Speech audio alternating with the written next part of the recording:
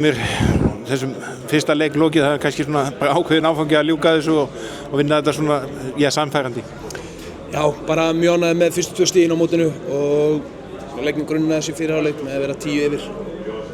Og svo bara, eigum að gera betur í seinni hálfleik en endanum vinnum við það held ég með 3. Við erum bara með 13 mörkum í dag og gerum bara sem við þurfum að gera. Já, það er þessi fyrri hálfleikur, hann svona kannski sýnir svolítið hvað þið megnuðir. Já, það er alveg rétt hjá þér. Náðum þá góðu sambandi milli varnar og sóknar og refsuðum vel með hraðaplöfum. Vantar kannski aðeins upp á það í seinni hálfleiknum og líka bara, við erum að hlaupa betur tilbaka. Það er ekki boðlegt að nokkur mörk sem við fáum á okkur í seinni hálfleik.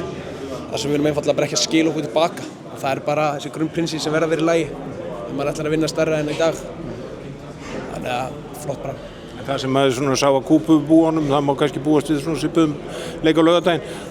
Ég hef ekki séð neitt, en ég var aldrei að spila við þá, þannig að við byrjum bara að recovera núna upp á hóteli og svo bara undirbúa sig fyrir þann leik og mæta sem eins tilbúinur hægt í þann leik á laugardaginn, ekki? Já, það sé bara planið núna næstu 2 daga.